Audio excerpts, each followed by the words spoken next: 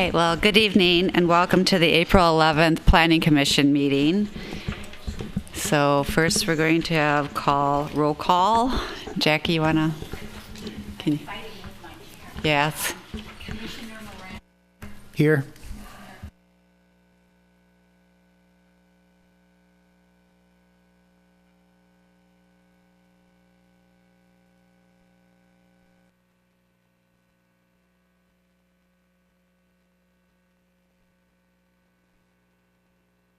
Are there any edits or additions to the agenda or a motion to approve? I move approval of the agenda as submitted. Is there a second? Second. All in favor? Aye. Motion approved. Next is approval of the meeting minutes from March 28th, 2018. Again, are there any edits to this or a motion to approve? I move approval of the minutes as submitted. Thank you. Is there a second? Second. All in favor? Aye. Aye. Motion approved. Aye. So next on the agenda is special recognitions and presentations. So first we have to do election of officers, and then the next one is the 2018 bylaws. Do you walk us through this a little bit, Carrie, or what? Or what do we do? Just your annual, I believe we start with the elections. So you would be asked to appoint a chair, vice chair, and a secretary.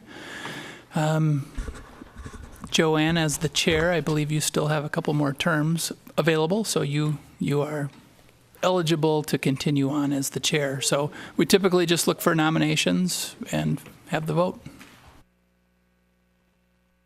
Okay. So is there a nomination for chair? I nominate Mrs. Olson. Thanks. Is there a second?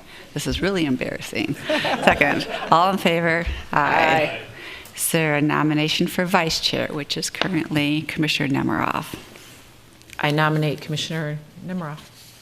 Is there a second? Second. All in favor? Aye.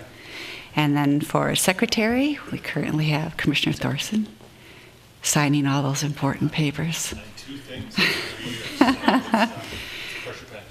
Is there a motion to? I nominate Thorson. Thank you. Is there a second? All in favor? Say aye. Aye. Well, that was easy. Great. Chair limits, yeah. So next we have so we're going to approve the 2018 bylaws? Yes, so staff is not suggesting any changes to the bylaws other than I change the dates. So it would be effective for 2018. Great. Did anyone have any questions on them or comfortable with the way they are? Motion? I move approval of the bylaws. I move approval of the bylaws as submitted. Is there a second? Second, and then all in favor? Aye. Motion approved. Thank you. So moving on to public hearings. The first one is a front yard setback variance at 2 Circle East.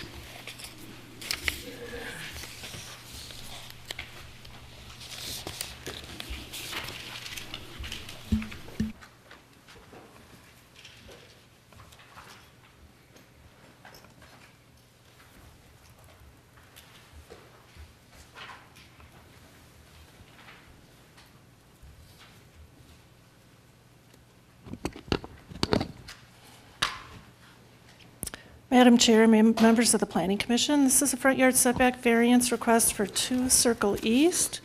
The subject property is located north of Circle East and also to the east of Circle East as highlighted. It backs up to a ponding area. The home was built in 1953 as a multi-level home. It backs up to a pond and also the high lines. You can see those are right here.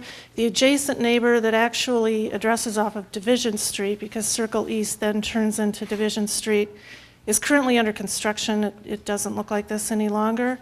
But the distance between the two homes, given the fact that there's the high lines and a pond in between, there really isn't a relationship between the two structures. There's quite a bit of distance between. And then the most adjacent neighbor is sort of to the northwest. The improvements that they're requesting a variance for are actually south of the garage area, which really isn't adjacent to any affected neighbors. The closest neighbor, I guess, would be across Circle East to the south. They also have their garage adjacent to where the improvement is proposed. There is some flood zone that is affecting this property and other properties in the vicinity. However, the improvement will not be impacting any flood zone. This is a survey of the subject property as it exists today. It fronts Circle East, but a lot of the property is street frontage. There's a lot of front yard setback. What's not showing here is the ponding area that's right behind it. Where they would like to add on to the home is adjacent to their existing garage. They'd like to add a garage stall and then bedroom space above. Unfortunately, for the placement of this house, the front yard setback requirement is this dashed line, as you can see here, which is actually bisecting the home. The home itself, a little less than half of it, is non-conforming and overlaps the current front yard setback. In order for them to do any improvements in this location, which actually will get closer to the front yard, however, not affecting the most affected neighbor that's sort of to the northwest, they do need to get a variance in order to accomplish an addition in this area because they are currently non-conforming. So this is a rendering of what they'd like to accomplish. They'd be adding a garage stall on the level of the existing garage and then adding to the bedroom space above. It is inset further from the front face of the existing home, so you'll have a little relief along that front facade. This is the basement or lower level of the existing home with the garage as it exists today and the main floor. And again, this is a multi-level home, so you have the living room spaces, the kitchen at a different level than the steps up to the bedroom areas that are above the garage. And this is what the home looks like currently. They would like to add a garage stall to the existing garage and then add 2 bedroom spaces above that new garage area, which then, this is the area in question that would be getting closer to the street that overlaps further into that front yard setback area. The intention was to make a seamless addition to that home. So it, once it's constructed, you really wouldn't be able to tell that it was an addition, that it looks very much like it was original to the construction. This gives you an idea of what the home looks like in context with the addition then on the bottom photo, showing that second garage stall and the living space above. And then also from a different angle, this would be the angles from the street. Now again, there aren't any homes directly impacted by this, and the spacing is quite a bit further away from the home that's directly to the south. So the question is the development reasonable for the site? And are there practical difficulties to the site that make it difficult for them to conform? The practical difficulty, obviously, is the home already overlaps the required front yard setback. The neighborhood that it's located in, Circle East, Circle West, the homes were really sited based upon topography, the angle of the street. It is not your traditional lot and block situation where they're all lined up, where anything that gets closer to the street will have a direct impact on the neighbors or the streetscape. This really will be a seamless addition to the home, as well as it won't have any impact on the part of any neighbors that are nearby, or it wouldn't really impact the current streetscape. The addition doesn't make sense given the existing floor plan and location of the garage. That's where they need the space. That's where they'd like to add the space. Unfortunately, that's where it overlaps the setback, and they really, they've minimized the addition as much as possible. Granting the variance will not alter the character of the neighborhood. The applicants are hoping to maximize the existing spaces with very minimal additions, and the proposal is a seamless addition, again, to the existing home, and shouldn't really be noticed in terms of it being an addition to the original construction. Staff does support the request as submitted. Subject to the approval of the site plan must be developed and maintained in conformance with the plans that were submitted, date stamped March 16, 2018. And with that, I will stop and answer any questions you may have. Thank you so much. Are there any questions? Commissioner Strauss?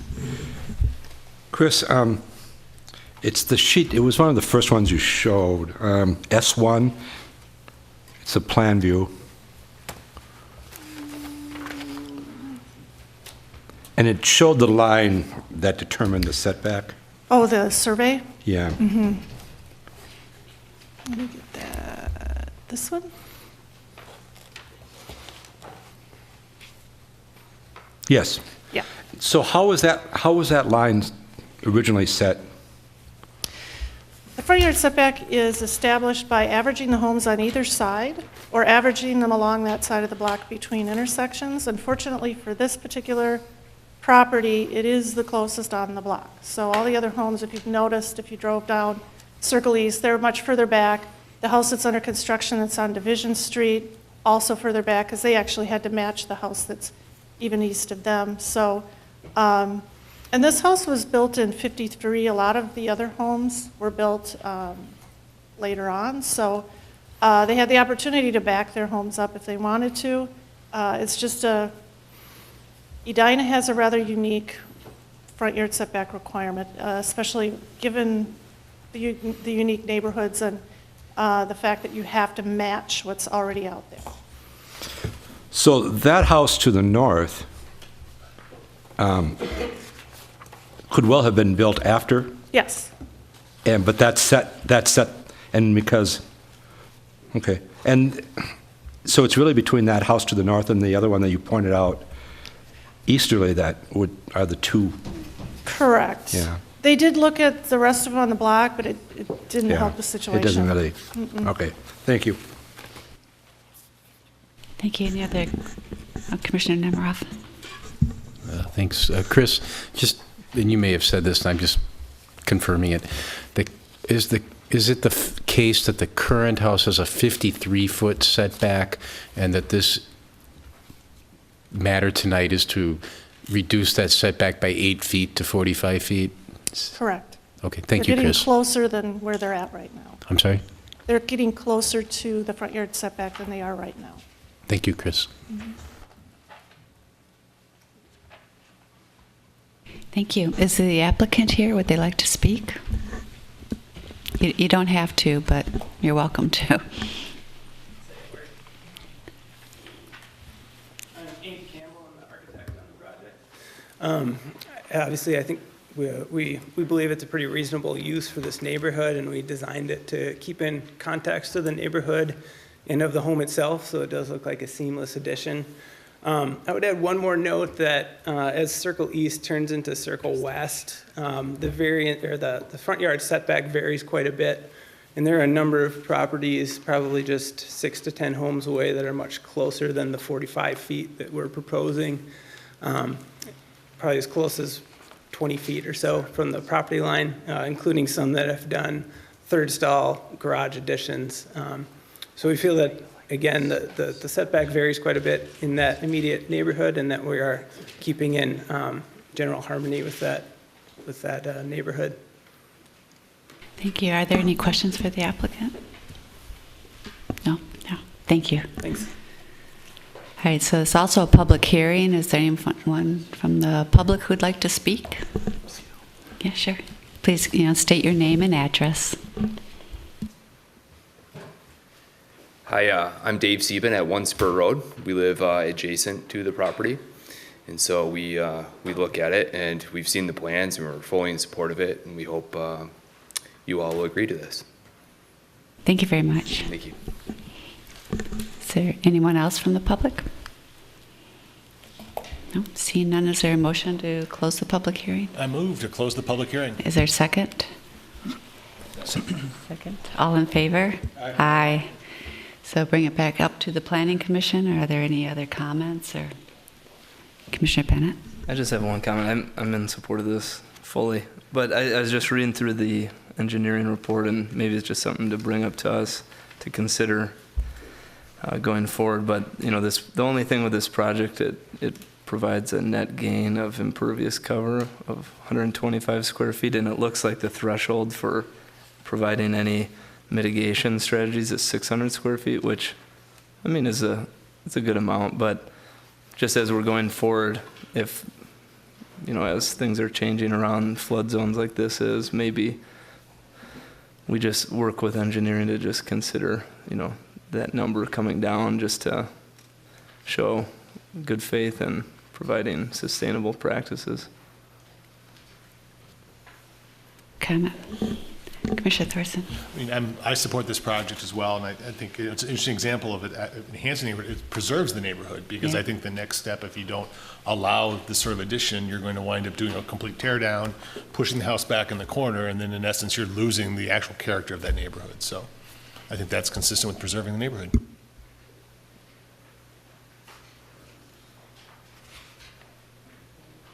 Some motion on. I move approval of the variance as outlined in the staff memo, subject to the conditions therein. I'll second. Second. All in favor, say aye. Motion approved. Thank you.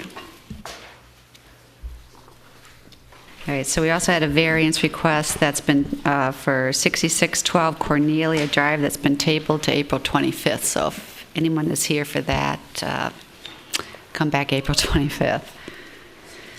Next, we have community comment. This allows anyone from the community an opportunity to speak. Is there anyone here who'd like to speak for the community comment? No. With that, we'll close community comment and move on to sketch plan review for 4500 France Avenue. Thank you, Carrie. Thank you, Chair, members of the Commission.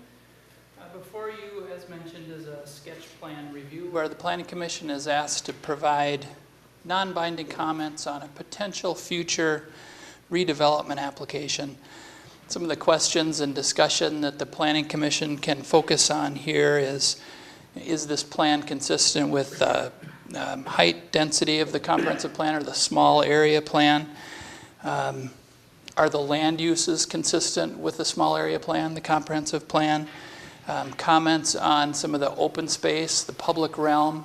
This is a rezoning request, so some of those give to get items. So as a rezoning with variances, the city has a lot of discretion on this.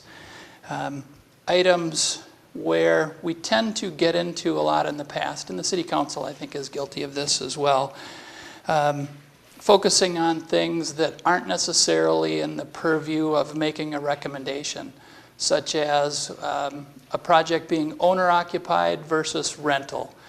Our code and law says, we're dealing with a multifamily residential.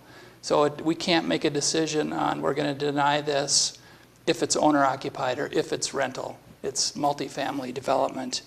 Some additional things that we talk about, rent rates, we can't make a decision based on economics. Also, the inside floor plan. It's really more about the density as opposed to how the inside functions. So I throw that out there for consideration as the Planning Commission is going to move forward with this sketch plan. So that's pretty good. The location of this project is in the 44th and France area at Sunnyside Road and France Avenue. This is the old dry cleaners site. There's also a couple of single-family homes that would be associated with this site. The site is currently zoned Planned Commercial District 1. That's the area that's highlighted in red, so consistent with some of the existing zoning up there. And then we have 2 single-family homes that are zoned R1. So the City Council approved the small area plan at their last meeting last week, but they did have one change, and that is this boundary line here, as shown in the plan. It included one of those single-family homes. They extended the lot line here, or the edge of the district, to include both of those single-family homes. So all of the property that we're considering here is within the small area plan boundary. So what the applicant is proposing is to tear down the existing buildings. This is a look Look at the site from France. At the intersection, here's Sunnyside and France. And then along Sunnyside, you can see the remnants of the old movie theater. So the applicant's proposing to tear that structure down and build a 2 to 4 story apartment building. There would be, so multifamily residential. There would be 52 units within the building, and what was my number here? It's about 6,400 square feet of retail on the main level. They're considering a restaurant on the corner. So just to, the applicant in their presentation will describe this in more detail, but you can see the look of the building from France. Note here that there is access off of France into the parking garage. There would be 77 stalls buried below the building, so underground parking for the residential element or the residential portion of the development. And there would be 40 stalls on the ground level. They would still be enclosed, but they would be behind the retail space along France.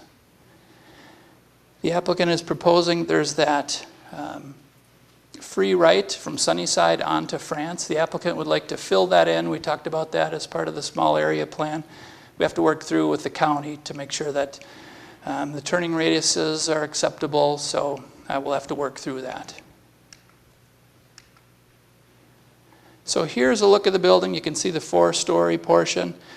Steps back to 2 stories as it transitions into the single-family neighborhood. As part of the give to get, the applicant is suggesting some type of a neighborhood park. And as you noticed in their narrative, they're open to suggestions about how to utilize that space. We had a little bit of that discussion at our work session this morning. So the applicant here is open to suggestions.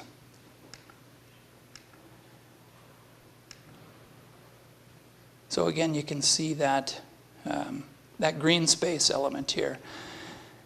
Again, access off of France. There would also be an access off of Sunnyside Road here. The applicant is proposing some parking spaces along Sunnyside Road. The small area plan suggests otherwise, so that's a topic for discussion about the appropriateness there of that additional parking spaces along Sunnyside. I can say that even with that parking space, the amount of sidewalk here is an increase over existing conditions, actually both on Sunnyside and France Avenue. We've received a lot of feedback from the neighborhood in regard to height. So this is the height map from the small area plan. The intent here is to allow 4 stories along France and then a transition into 2 stories. There are sections of the plan that talk about 3 stories along Sunnyside.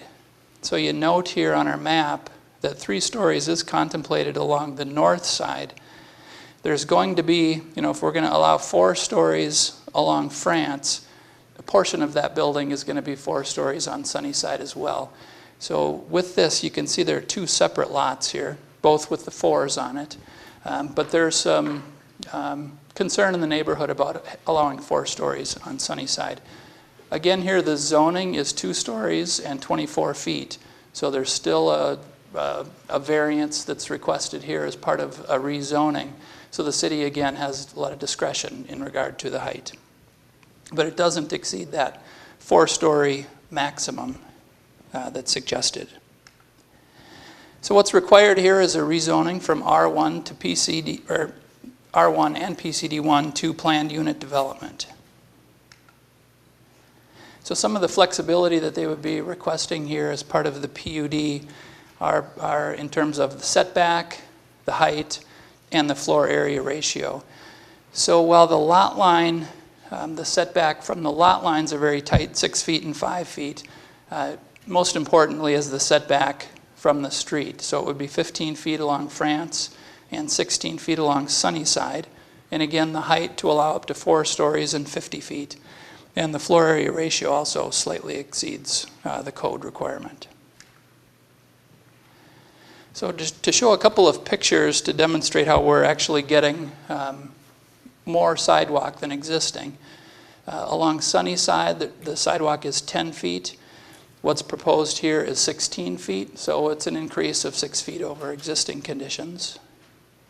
And along France, the existing condition is 10 feet, and the proposal here is 15 feet. So it would be an increase over existing conditions.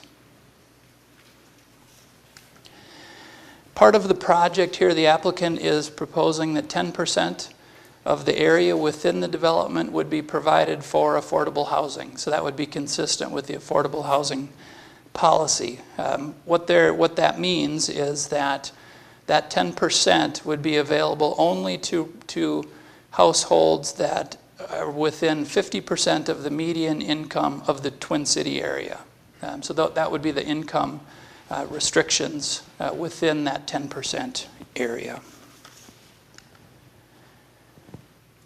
So just to look at the big picture, staff believes that the plans are generally consistent with the small area plan, especially with the shifting of that boundary. They are increasing that sidewalk space, the public space, with the dedication of that open space along the south side. The applicant's proposing to bury the utility lines and poles along the street, which is a pretty significant expense to do that. So again, that's part of that give to get. Some of the concerns that staff would identify with this open space here, there's language in the plan that talks about accessibility to that space from the development. Within this project, really the main level that's adjacent to this park area, it's all parking space. So there's no direct connection. Residents, there's more of a neighborhood park feel potentially. Obviously residents can use the sidewalk to access the park, but there's not that direct access. I mentioned the issue with the turn lane. We would have to work with the county about the acceptability of that. And then obviously with any project, we would have to do a parking and traffic study.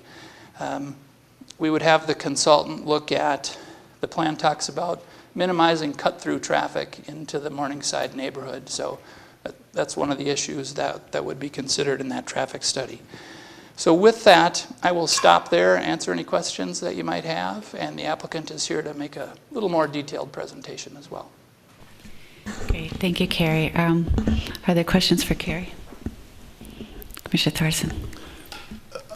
What is the zoning of the commercial properties located across the street, Sunnyside, or from the R1 properties? Yeah, those are all PCD 1. So you can see all the properties here that are highlighted in red. Oh wait, I'll go to my zoning map. I think that's the law. Okay, so the red indicates planned commercial district. Mm-hmm. So from the convention grill to the corner, that's all commercial. From the convention grill to the west, this orange is planned office district. So those are small little office type buildings. And that's primarily the permitted use in those properties? Correct. Thank you.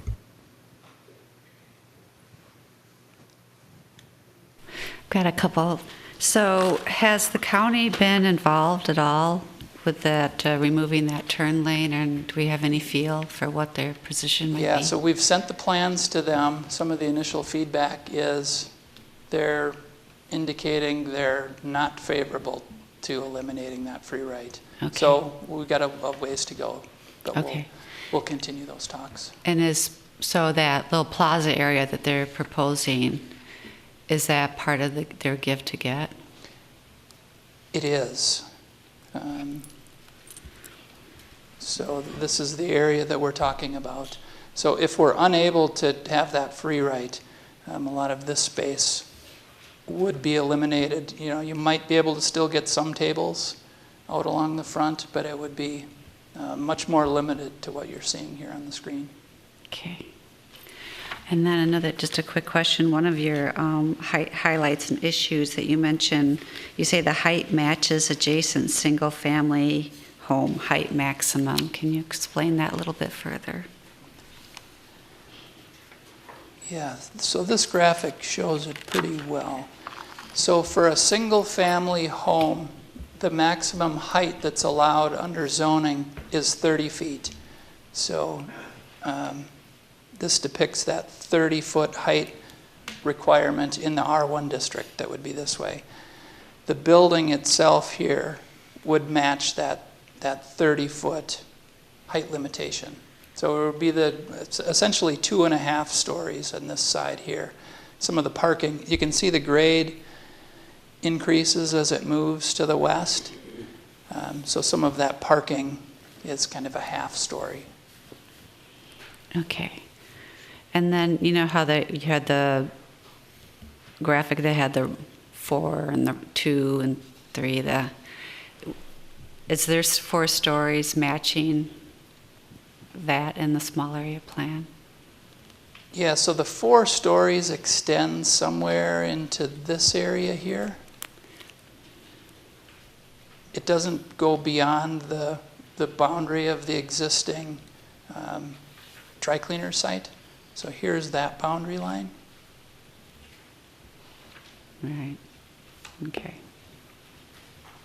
Let's see, this graphic probably shows it. So this is the 4-story piece of the project. And then this is where it tapers down to 2 stories. Great, we So didn't you've see got that, but it the- didn't show up, but that's, I think, okay. Okay. We're having technical issues tonight. Commissioner Berube.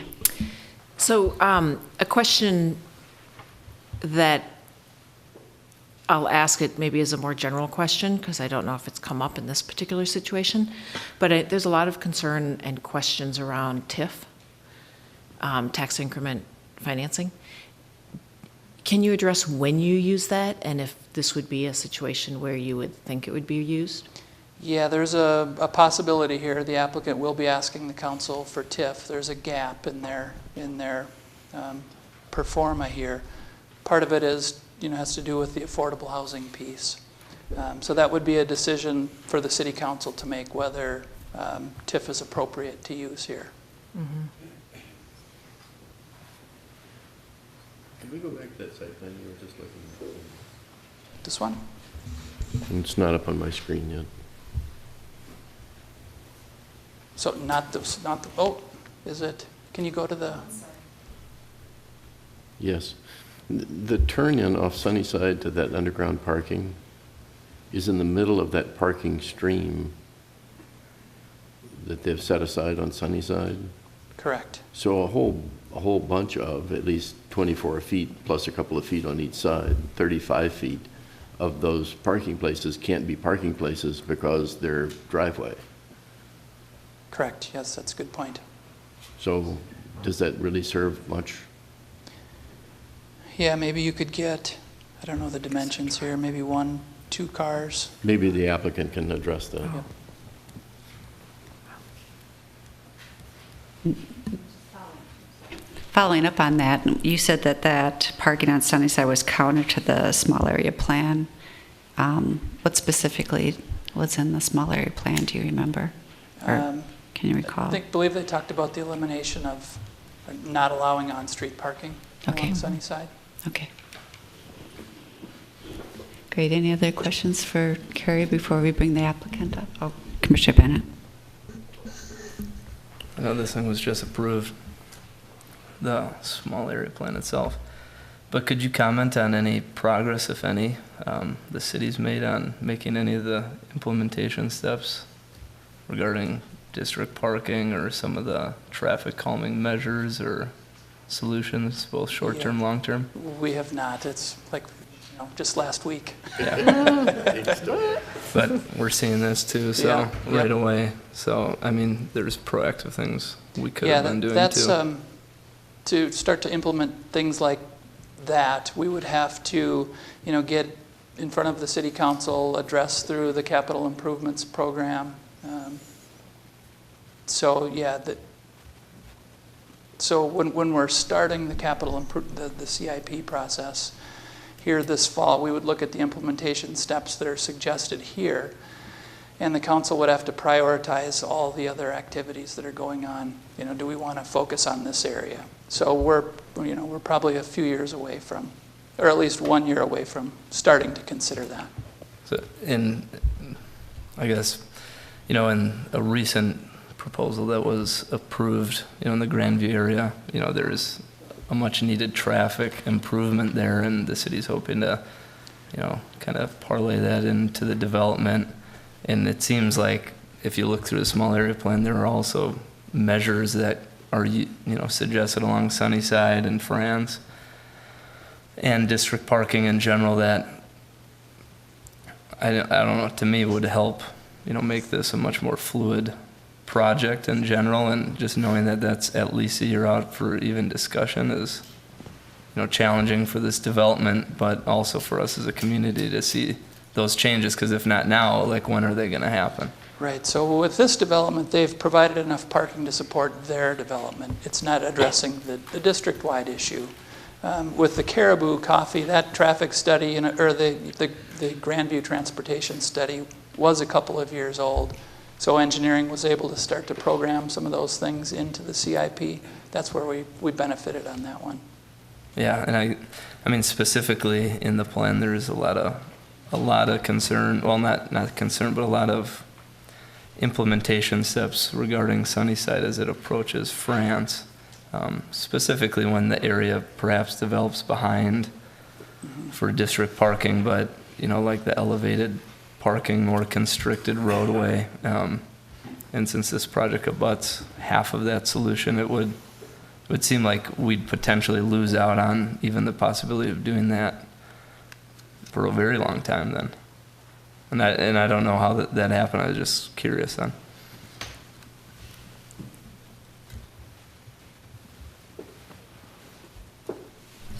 Miranda.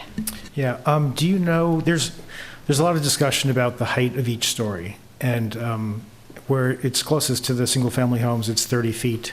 What about at France Avenue when it's 4 stories? Is that 48 feet? Is that 60 feet? Do you know what that? Yeah, it was in the just over 49 feet, so I just increased it to 50 feet. 50 to kind of round it out.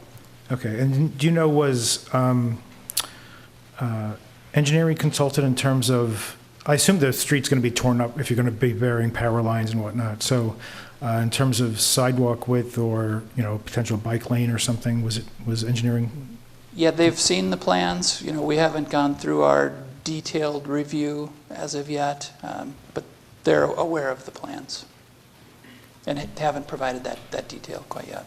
Okay, thanks. All right, thank you, Carrie. Would the applicant like to come up and present? And then again, state your name and address and all that good stuff.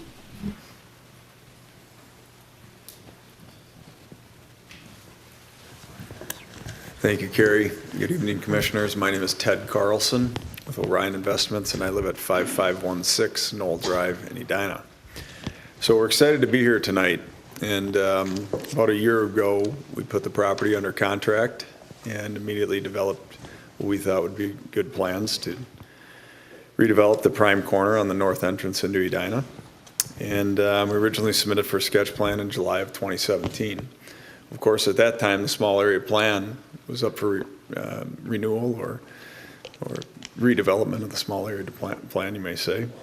And so we pushed pause to let that small area process work. And Nino and I and many others attended quite a few meetings of the small area plan. Me personally, I've met over 50 residents of the White Oaks and Morningside neighborhoods in small groups or one-on-ones, including one this coming Sunday. And we've listened to the feedback. I think we've witnessed and watched the small area plan process mature. And we've developed a significantly revised plan because we realized there was certainly an opportunity to do better. So with that, just a couple of statistics. Most importantly, we're one less story than originally envisioned throughout the project. We're 26% smaller in square footage. We've got 19% less units. And I wanted to address the second lot that was incorporated into the small area plan. Over 80% of that lot in our proposal is included as a green space and buffer. So that we think is a fairly big give. We also wanted to talk about one area where we believe we do deviate from the small area plan, and that is that we'd like to maintain the on-street parking along Sunnyside. We've heard the word parking several times already in the few minutes that we've been talking about this project here tonight, and we believe it's engaging for the project, it's engaging for the community, and it does have a traffic calming impact. So with that, I'd like to turn it over to our design team at ESG Architects, Gretchen Camp and Bert Coffin. And then I'll be back to talk a little bit about how we work to make this project fit within the guidelines of the small area plan.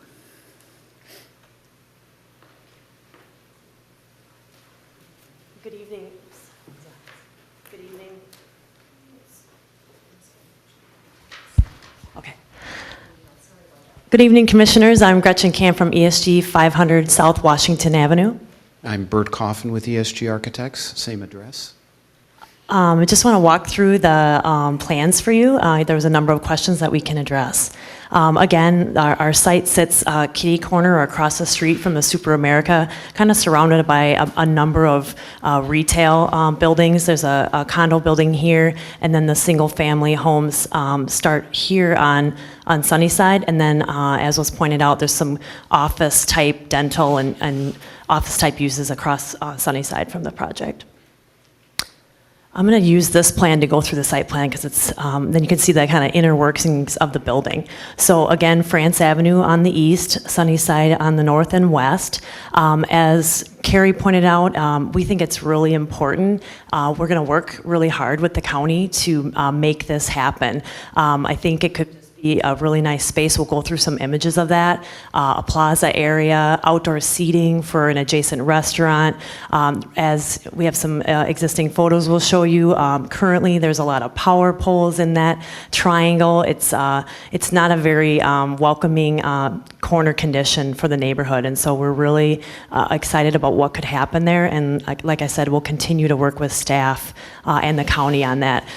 This is showing up a little bright, but you can kind of see the demarcation of parking here. It's a little bright, but there's probably at least, so this is a stall here, 1, 2, 3, 4, 5, 6. So about 6 stalls here before you get to the entrance here. And the reason why this entrance is here is because we are dealing with a lot of grade change. It's kind of hard to think about this site having a lot of grade change, but it goes from an elevation above sea level of 898 here all the way to 906 here. So we have 8 feet of difference. So basically we're kind of almost burying this parking garage into the hillside here. So by the time you're out here, you probably have a 5 to 6 foot exposure of that garage, hence the placement of this. So it really times out with the existing curb on Sunnyside to have that there. Along France, we're actually going to utilize an existing curb cut, and Ted and his group redeveloped this building here. So he owns this adjacent land. So we're going to actually work to use the same curb cut, modify it slightly so it's a little bit wider. Today, if you remember that drive that goes down, it's fairly narrow. So we'll widen that a little bit. Use that to get into at-grade parking. And as Mr. Teague said, it's 40 stalls here. And then you can continue down. It kind of drops pretty quickly here. And it goes into the building that Ted owns here. And then it'll go into our lower level parking, which I'll show you. Also on ground floor, we have a number of retail stores planned along France, as well as kind of a signature corner piece that we envision as being a restaurant, really to activate that corner. The main entrance to the building is here where you see the word lobby and lounge and leasing. That's the primary entrance for visitors and residents to the building. Service and things like trash will happen within the building here. I mentioned that this kind of drops as you go down to the garage. We will be able to put some units here, but they'll be up above this as the grade is dropping down. We have an image of that. So as the building goes up, this is level 2, and on level 2 we'll have a deck over the parking, so we'll have an amenity terrace that faces France. This is kind of how that floor plan lays out. Floor 3 is just different only because we don't have that amenity terrace on floor 3. You're looking down into it from 3. And then on the 4th floor, we pull the building back pretty significantly from the south and the west, and that's how that shapes out. And then on the roof plan, just to show you that there's an elevator overrun there. Lower level, again, is that driveway dips down. That gets us into our lower level garage, where we have about a little over 70 stalls for residents. So residents only will kind of come down here, and there'll be a fob for them to get into the parking garage. Bert's going to go through a series of renderings of the building, and in each one of them we've shown the before and after, and we think that's really important just to show you kind of the existing conditions and maybe go back one. And this is what I was talking about. You kind of have this triangle here that's really just kind of a jumble of utilities and power poles, and our vision for that is kind of to eliminate all that and make that a public space on the corner. So Bert will go through these. So our directive really from Ted and Nino was we want to create a timeless classic building on this site, something that when it goes up after a few years, it's going to look like it's been here for a really long time. And we've been looking at some of the buildings in the area. Some of them are, sympathetic. Some are not so much. The SA across the street, obviously, we're not looking at that. So it's a little bit of a jumble of types of buildings around there. But the Brugger's building across the street, obviously, is a beautiful example of a 1920s commercial building. And that's kind of the spirit of what we were trying to get at. So as you can kind of see in these views, Carrie went through these as well. The thing we wanted to do is to do something classic where we had almost a base, a middle, and a top. You've heard this kind of description before. Ground floor, very transparent, very open and friendly for walking for pedestrians along the widened sidewalk there. And then a middle, the building will be almost all brick facing the public right-of-ways. So the streets are going to be a predominantly brick building. And then a nice cornice on top of the building to really cap what's going on. On Sunnyside, we really paid attention and want to work on how that transition works from the 4-story to the 2.5-story. And so what we've done here is we are kind of creating a bay expression so that these units here almost feel like they could be walk-up townhomes in a sense, so that it's transitioning from something that's a little bit taller to something that's a little bit mid-rise before it hits the pocket park there. And then really it's about the fine detailing at street level, and some of these images get into that a little bit more, about providing planter boxes so there's a little sense of safety for pedestrians walking along France Avenue there, which, as you all know, is a very busy street. Brand new street trees, new street furniture, canopies over the restaurant as well as the lobby for the building, and then some really nicely detailed storefront windows with kind of classic proportions that just feel really comfortable to anybody that's walking along the street there. And then, we're hoping that we can do the old kind of classic blade signs for some of the whatever retail tenants come in here, so that you almost starts help reinforcing a kind of village atmosphere here for this really important kind of neighborhood node for the community. I just want to walk through this section because it helps a little bit. I was showing it in plan. So when you're at the corner of France and Sunnyside, your elevation is 898, and then it continues to rise up until you get to about 906 in that pocket park, and we're interested to hear your comments about the programming of that space, et cetera. So by the time you're here, where the parking is, it ends up being essentially buried into 6 or more feet into the hill. So that kind of gives you a depiction along Sunnyside, and then there's that entrance to the garage here, and then the restaurant makes its way quite a bit around onto the Sunnyside part of the elevation. So again, we're really looking forward to kind of giving some life to this street front. I think it's kind of a, it's not a very inviting corner right now for pedestrians, but by widening this sidewalk, and we're even, in addition to where the building edge is, we're trying to bump it in a little bit where you can have even more seating and a little bit more protected under the building there. So just small details like that we feel are just going to dramatically improve this location for pedestrians. So with that, I think Ted maybe was just going to walk through, I think in your packet, in your narrative, we went through some of the principles, but I think this would help to also outline some of the public benefit items in the project. So Ted's just going to wrap up with that. Thank you, Gretchen. Thank you, Bert. So guiding principles are important, and we're doing our best to hit as many as we can and as most impactfully as we can. So number one on the guiding principle one, which is pedestrian safety, we really want to lean on the county to get rid of the free right and make sure it works with engineering for truck swing radius. And we think that's a big deal to improve pedestrian safety. Number two, on community gathering, we've got proposed a significant amount of green space. A technical detail of note is all the planters that we show are at seat height, so you can grab a seat almost anywhere along either street. And we met with Michael Fry to figure out how we can commission a piece of art for the corner. Guiding principle 3, which is circulation and connections. Due to our ownership of the adjacent property to the south, we can provide a unique solution to create a safe spot on France by using the existing curb cut. And that to us is a pretty big deal. So there's a couple of curb cuts right now on France that would be gone and eliminated. And if you take out that free right, we've really made France a much safer and more inviting and engaging place. Number 4 is we've heard loud and clear we want neighborhood businesses, and you don't need to preach to Nino and I because we've got 3 small businesses in our project next door, and we've got one right across the street in Minneapolis. 5, housing. We've met with the Edina Foundation. We will explore every affordable housing opportunity that's available to us.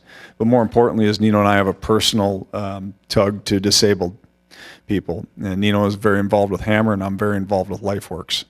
And so the creation and inclusion of that second lot within the small area plan allows us to provide 2 at-grade, zero-stair disabled units for disabled residents. And we think that's important because this parcel offers something that's very unique.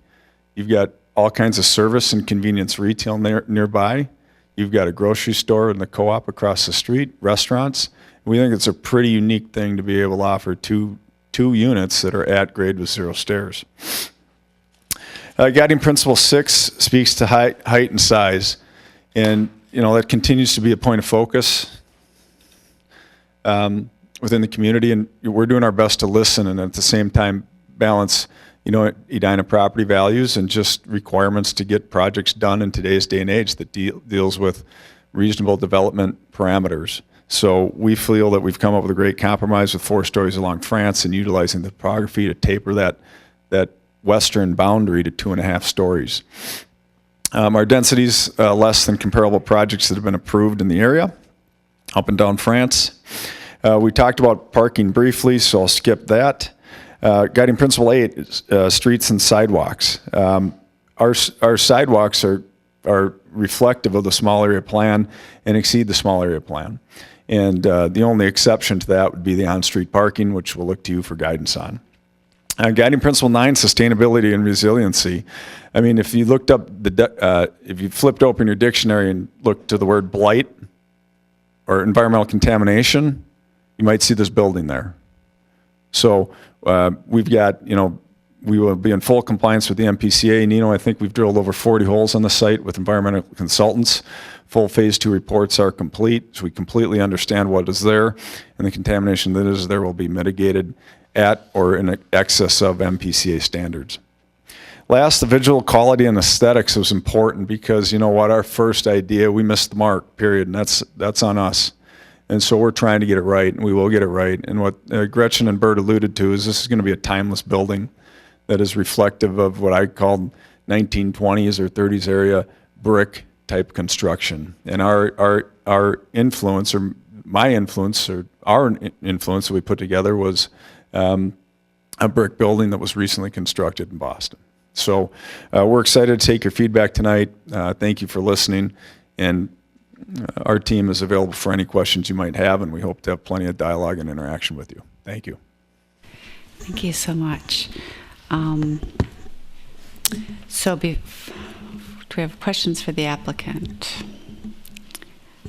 Go for it. Or any? Commissioner Brewer? Can you speak a little bit more towards, I know you wrote a little bit about it and you mentioned it before, but the on-street parking, I'm not sure if I understand your rationale for that and why you wouldn't rather have wider sidewalks and like planters on that side as well.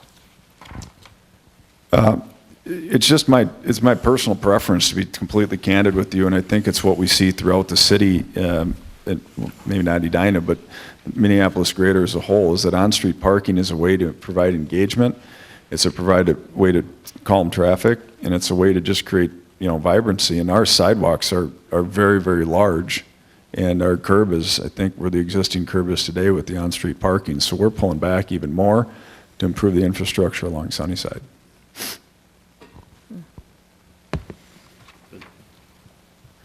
Can I Yeah. make a comment about that? Yes. particular thing? Yeah. The only people that can park there are the people that are heading out of the residential area down Sunnyside. Because it's on that side of the street. It seems like that most of your on-street parking should be for people coming from either direction on, if you had it, coming from either direction on France Avenue and turning, and then they're going the wrong direction to use it. You're completely correct, but there is on-street parking on the north side of Sunnyside also currently. So either way you're coming from, you can have on-street parking. Okay. Continue. Okay, another question regarding traffic.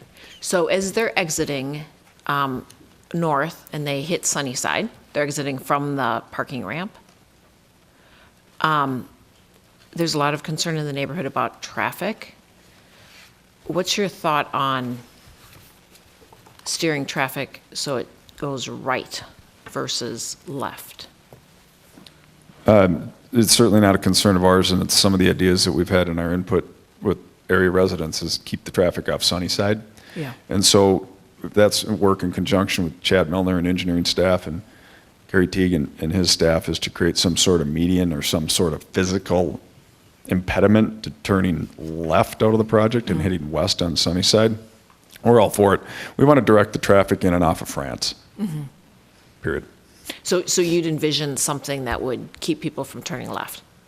I mean, you wouldn't be opposed to that? No, absolutely not. And I've Yeah. worked on projects where it's just kind of a simple thing, like a boulevard planting. And basically, it would be such that you couldn't go left coming out of here. There's kind of a number of solutions, but we would be willing to talk to engineering staff about any of those. And was there a thought to just have one entrance exit and make it that one? I mean, do you really need that one on Sunnyside?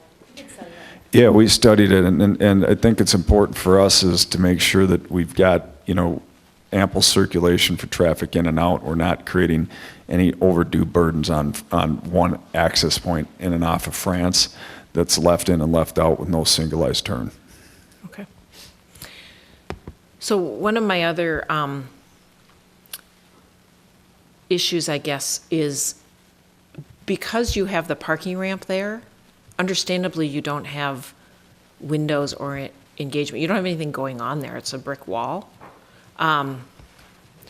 which is kind of, it's unfortunate because it feels like the side that faces France is going to be pretty lively and, the kind of place that you'd want to hang out, where this is sort of a dead end. So can you speak to that and how you might? Well, yeah, I mean, for us, it's we spend a lot of time in the commercial real estate space, and to have any kind of engaging space that requires steps down into a space that we're trying to lease is simply not at all feasible. Yeah. I think with the adjacent space, if this becomes a dog park, if it becomes a pocket park, whatever this becomes, that's really the enlivening space versus within the building. And I think there is probably a desire by the residents to have the building start to be a little bit calmer as it gets towards Sunnyside, a little bit quieter.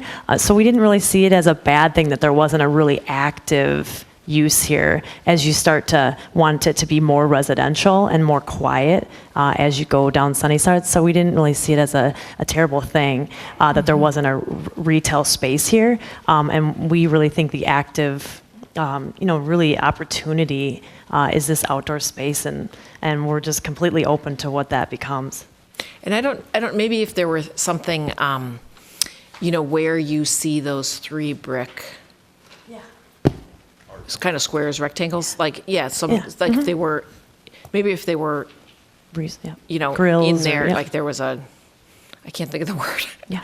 A dugout, and you've got like something going on there, like movie plants. posters of Mod and Claude. But you could do some kind of artwork. We'll definitely work on those 3 bays, absolutely. It feels like it's just a wall. Yeah. Did you explore looking at those as perhaps porch entries to a townhouse that would be on the 2nd floor, so that you'd animate? Nope. Oh, yeah, Back right where you were. I was going to go to this floor plan. Right there. So that would animate that space and own that sidewalk? So we're kind of trying to balance, we are understanding that there's a real need for parking. So we kind of hear it all the time. So we're understanding that there's a real need for parking. And we hear people talk about parking in this area quite a bit. That's actually another reason why we thought it was actually important to have that on-street parking for area businesses. So if you look at the ground floor plan, essentially you would eliminate all this parking here to do an entry to those units above, like a 2-story entry type space. I think we're really trying to balance providing parking, which we understand is just really important. Yeah, and to take that a step further, as we're all aware of Red Cow. Well, we don't want a Red Cow here, right? That you can't get a parking spot at. And second, Mr. Teague, I believe our parking meets exactly the requirements under code. We don't have 1 extra stall. I don't mean to be hard to live with, but if you lost that 1 parking place in front of it, push the curb all the way out, went out to your property line, you only need maybe 5 feet of stairs, and you've got a buffer on the inside parking piece. In fact, there's 2 of them. I would ask that you simply look at it and see if there's any possibility to do that. And maybe it doesn't work, and maybe you don't like it, and maybe it isn't appropriate for the rental on that. But it does seem like a way to animate that piece and resolve that corner. To essentially try to get a zone here that would get you a walk up to the unit Yes. above. Yeah. Okay, that we'll definitely study that.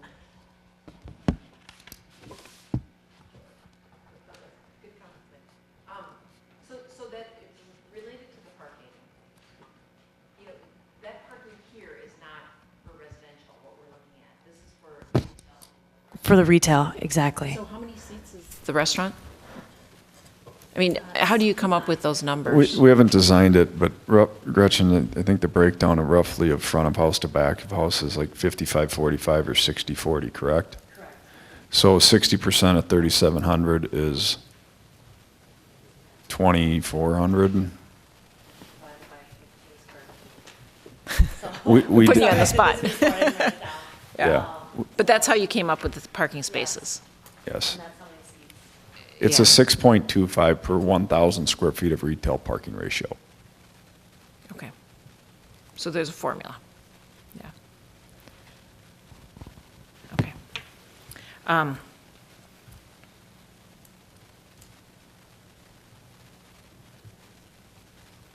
Okay. Those were all my questions. Thank you. Any other questions, Commissioner Bennett? Or questions for the applicant? I'm just kind of going down. If you don't have any, that's okay. We can skip you. I have a lot. Okay. Maybe I'll just go last. And I don't have to talk so long. Okay. Commissioner Hamilton, do you have any questions? for the- It seems like everybody agrees that the prime real estate is the Arrowhead.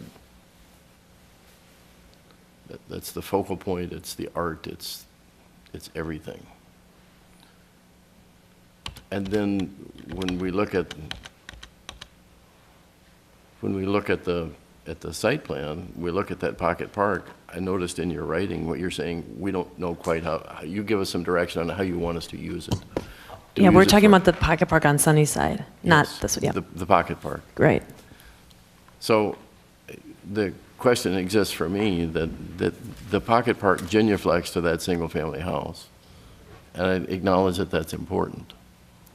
But I wonder if the real estate on the corner isn't more valuable than the real estate in the park to everyone at that entry to Edina. And I wondered what would happen if the building slid on its site to whatever direction that would be, southwest. And every foot you gained and it wouldn't have to go yards, every foot you gained would be significant contribution on that arrowhead, because that's the money corner. Does that make any sense? And I know that Makes sense in the plan. You're sliding the building basically straight to the southwest Yes. to lessen the buffer with the single-family homes. Yes. And I acknowledge that buffer. I'm sorry. And yeah, then this area here is what Hansel is, opens up at least. Yes. That is 15 more feet. Yes. It wouldn't lose a pocket park entirely, but you'd lose some of it. And then at the pocket park, to make the scary part of pocket parks when they're back that deep, is you're inviting public into a hidden corner and making something public that really is a private backyard almost. So I wonder if while we're playing those games with the townhouse entry, if the townhouse entries for those units that are above that parking, if they couldn't be townhouses also, and so that you'd have eyes on the park and ownership of the park. Doesn't mean people wouldn't be welcome there. Doesn't mean it would be private, but it does mean it would be animated, it would be residential, it would have a connection to the park and perhaps a connection to that single-family house that could go towards building community there as an idea. But it seems the driver is to get that arrowhead to expand.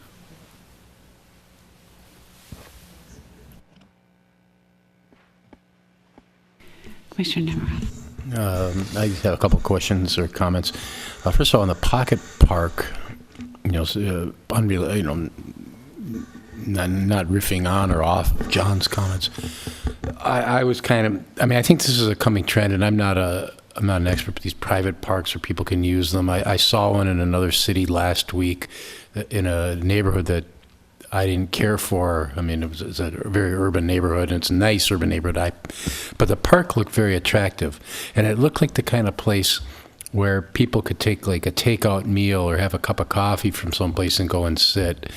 And that might be a use for this pocket park with all the restaurants that you have around there, the grocery store. There could be if that were some way to make that an inviting place for people to get their bagel or get their thing from their food from the co-op and just go sit there in an attractive area. That could be nice. The location I saw was in San Francisco, and it had kind of like hedges and kind of a row down the middle and hedges around the outside, and I'm sure you've seen a lot more of that than I have and know kind of what I'm talking about.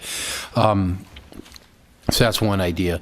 The second item I want to discuss was just appearance of the building. This is a sketch plan. It's, the drawing you did probably isn't the drawing that you would show it at your end, or maybe that is what you expected to look at, but I'm wondering if there are other buildings that you could say this will resemble this other building. From the sketch plan stuff, I can't really tell, lack of a better phrase, I can't tell if I really like it or don't like it, if I think it's an attractive building or not, and I'm wondering if you could speak to that. We actually have a couple visioning images that we didn't include in this packet, but if we do the overhead, Ted was referring to some precedent we've been looking at. This is probably a pretty good visioning image, like you said, of a built project in Boston, new project with retail on the ground floor, cornice line that's, I guess, traditional or more traditional than contemporary, and that's kind of what we're looking for in this building. I think there's probably some projects in St. Paul that we could bring back as well for visioning images for this building. The other thing too with these images is you get a good sense of rendering Yeah. to evening to daytime. So it's the same building with 3 different images. So, our intent here is to create something like you're looking at tonight. Some of an old-fashioned urban look. Try to blend in with the building across the breweries across the street. Is that the plan? Yeah, I don't Mirror that. Yeah, I mean, we don't necessarily want to copy it, but Yeah, we certainly no. want to follow the theme. No, it's a- Theme. Yeah.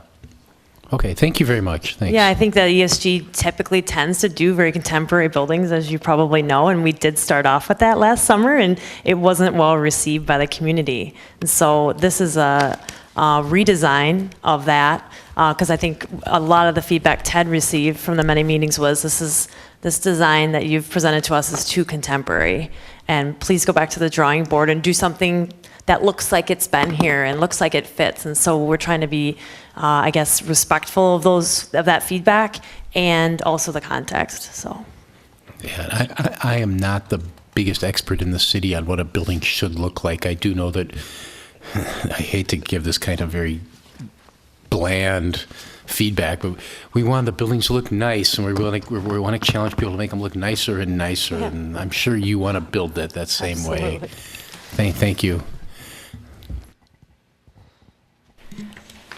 Commissioner Strauss. Just quickly on the parking, there was some, certainly in the material that we were receiving, about that access off of Sunnyside, Sunny Slope, I guess. Does that parking map work with just one entrance? So here's kind of how it would function. Let's just say this was not here. You would have people entering, coming in here. We don't have a view here. Oh, sorry. Yeah, that one. Sorry. So let's just pretend this doesn't exist. So there's stalls here. There's no exit. So you have one curb cut for the entire project. So people from this building are using it to come down and go into there. People going down into the residential are using it. People going into the retail are using it. And then if they can't have a stall, or if it's very busy, they circle around and then they come back out. So we just felt like that was and not only this curb cut would also be used for anybody hitting these surface stalls. So it would be about 4 to 5 uses. It just seemed a little not scary, but unsustainable for functioning for us. So this really helps just to get, I think, the retail parking exiting to the east and north. Yeah, and especially when we talked about area parking north of this, Commissioner Strauss, where there may be 5 years or 50 years some sort of parking deck. We'd want to provide relief potentially across Sunnyside to additional parking in the event that somehow we didn't have enough. And just one of the view where you're showing the elevations in the transition. Let's see. So, you mean the section, with right? The existing, yeah. Yep. Yeah, I found that very informative. I mean, I think of course we hear things but the reality, I think you have made a transition into that neighborhood and that seems to work. And like any of these, every version we see, you hear things, you make improvements, and it gets better. And just quickly, I think it's your property directly to the south, right? And that, which is a brick. Correct, yes. And I remember seeing that come through here, and I think that will be very complementary to what you were showing, and sort of remake that west side of France Avenue. I think that's will be very nice. So Thank you. Well, thank you. And just to say just one more thing is the adjacent homeowner is in the audience tonight, and we've met with them twice. And I'm sympathetic to the fact that they've lived there for a long time. And it's important that we don't plop a building 10 feet back from the property line that's 30 feet tall and 90 feet deep or whatever it is. So part of the reason that this plan is where it is to try to be as accommodating as possible to the entire neighborhood, but especially to Jonas and Kelly who live next door.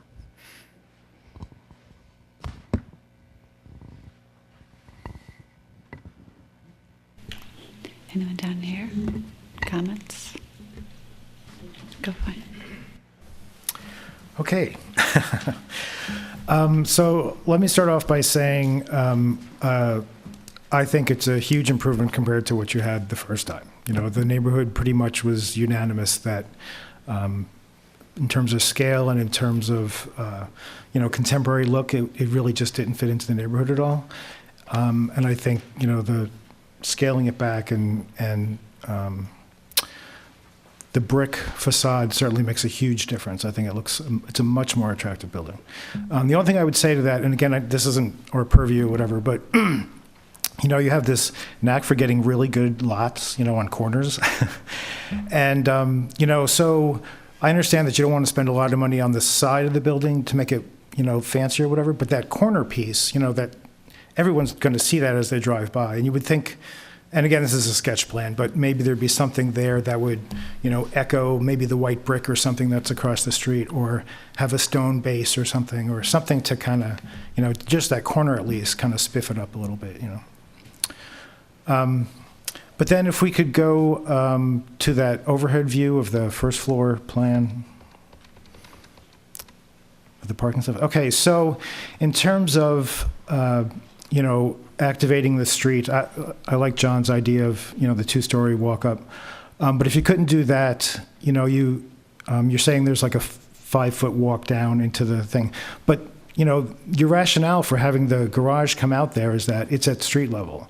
And so if you had one long, skinny commercial building there, and the door were right next to maybe not right next to the parking entrance, but, right near there wouldn't be that much of a difference, and you wouldn't think you would even need a step or something. But, just as a possibility. The other thing is kind of going all around here. So in terms of the parklet, you don't have a plan for, the plants or anything, but you would think, for the people living next door, they wouldn't want to see what's right there. So I'm thinking in terms of the ice cream place in Linden Hills, where there's a house that's right up against a parking lot, and there's really no screening at all, and it's not a good look. So I think having some sort of intense screening on that side, living or otherwise, would, I think, help a lot with in terms of their privacy, also in terms of noise, not hearing everything when you've got some sort of green screening or something. The other thing, and related to that, is that in terms of that parklet, I don't know that you want too intense a use, because again, you're right next to a single-family home. And again, as John said, you don't have eyes on the street, so to speak, in terms of that parklet, if you don't have anything facing it. And although I do think if you pull the building back 15 feet, like he was suggesting, that becomes a really skinny parklet, and I don't know how well that works, but it becomes a very narrow kind of space. But now, in terms of the garage coming out onto Sunnyside, has any thought been put into making those one-way garages? So you come in on France and go out on Sunnyside, anything like that, or vice versa, so that there's less traffic? We haven't given thought to that yet. The in and out on France needs to be two-way to accommodate our current building. What's that? The on entrance France. and Sure. exit off France needs to be two-way to accommodate our current building. We haven't given any thought to making Sunnyside entrance one way or the other. Okay. What else do I have here?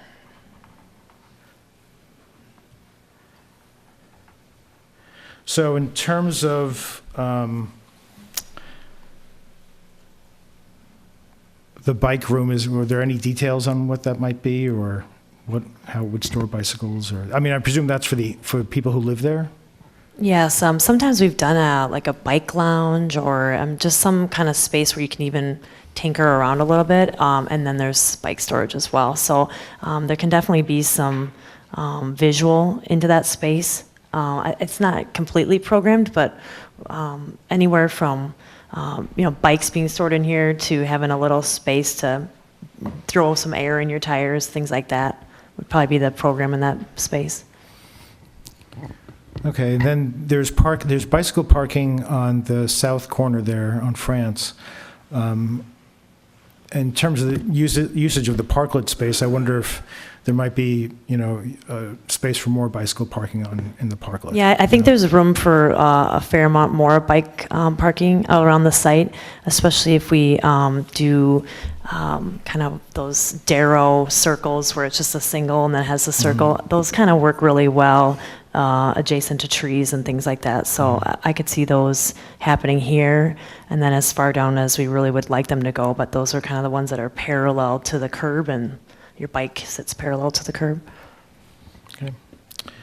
And then I'm looking at the sidewalks, and it looks like, I guess Carrie answered that question. The sidewalk is 1 foot wider on France than it is on Sunnyside? 16 and feet, 15. 15 feet, yeah. Yep. So the sidewalk. So on Sunnyside Road, the sidewalk is coming from a residential neighborhood. So it's just an ordinary width sidewalk, right? And then it comes to the building, and then it becomes this much wider sidewalk. Whereas on France Avenue, you've got current and presumably future development where there's a lot more activity on France. So you'd almost think you need more space on France than what's there. Now, is this including parking on France or no? Are you taking out the parking on France? No, we aren't really doing anything beyond the curb cut. Okay, so there's the existing... In that area, there is no parking On on France, France. on the west side of France. Okay. So that's why we thought, essentially the discussion is also, does this go away? And then you have I don't even know what that bit would be. It would be 9 plus 16. So, you have this immense sidewalk, and we just didn't think that made any sense. To your point, you actually want that on France. So the only way to do that is to start moving property lines. If, really we're kind of, this needs to be flipped, where you have all this extra sidewalk on France, but it's the reverse just because of the way the curbs and the property lines are today. So that leads into my next question, which is, excuse me, so you obviously spent a lot of time with the small area plan in that area, but there's also the bike and pedestrian plan. And that talks about being France Avenue as a major corridor. It's been talked about for over 10 years. And yet there's, no, I don't think, okay, you look at 50th in France, and you're supposed to dismount your bicycle when you're going through that area, right? Because you're not supposed to be on the street, and you're not supposed to be on the sidewalk. Since there's no parking already there on that side, and that space isn't really used for anything, I wonder if you guys have considered making that into, just for that corner at least, get the start of, separated bike infrastructure. Because if there's one place where bicycles have the most danger, it's at intersections. And that's usually where cities cut off any kind of bike infrastructure. It's like, oh, you just merge in with traffic or whatever. And I wonder if you could talk with engineering about, maybe that being, of course this is a county road, so you'd have to talk to the county too, but, of that being the start of what could be a future bike trail on France Avenue. And maybe Mr. Teague could comment on that. We would have to meet with engineering staff to see if there is sadly, I don't have the bike plan in front of me, so I don't know where the corridors are planned. Would you be able to comment on that? Yeah, I don't know that one off the top of my head. We'd have to. So we could look and just see if there is any kind of either striping planned or something for France. But I think if we had to implement it, we would sacrifice plantings and trees for bikes, and I don't want to see that happen. Yeah, so those plantings look pretty wide. I don't know how wide they would have to be. I mean, I don't think you can put a 6. bike lane in the existing space there. I mean, I think you would need to take some space from the street. Yep. So that would be a county thing and whatnot, Yep. but just a suggestion. I mean, this is Right. early on. Talked about the blank wall on Sunnyside. I guess that's it for now, thanks. Thank you. Any comments? No? Okay. Jimmy, go for it. Because I do want to hear, I know I sent you guys an email, but I do want to definitely hear since you both were on the small area plan, hear your comments on what you think. Thank you. Yeah, unfortunately, I just know too much about this area now, I just have been thinking about it so long. Anyways, yeah, at least to echo what other people have said, compared to what we saw a year ago, this is, a big improvement just from it, meeting and matching more so the scale of what people would expect a new development there to be and what people have been at least agreeably willing to give to get something in return from this kind of development. I guess in general, just looking at the plans, it's tempting to just compare it to what's there because anything is just a super vast improvement.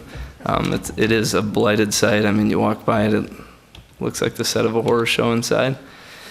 But I personally just don't get wowed from, I guess, the overall site plan. It seems like, maxing out the extent of the property and causing some maybe awkward spaces that I feel like could be vetted out between now and the next time of just making the different uses here a bit more connected and some better flow. And I think some of my suggestions kind of align with Commissioner Hamilton's of maybe shifting the building to enhance this. I mean, this is an iconic corner to me. And like you mentioned, you're entering this neighborhood. So using more space here to really focus on also the design of that corner, this prominent spot that you see, and not making it as subtle as some of those buildings that you've shown.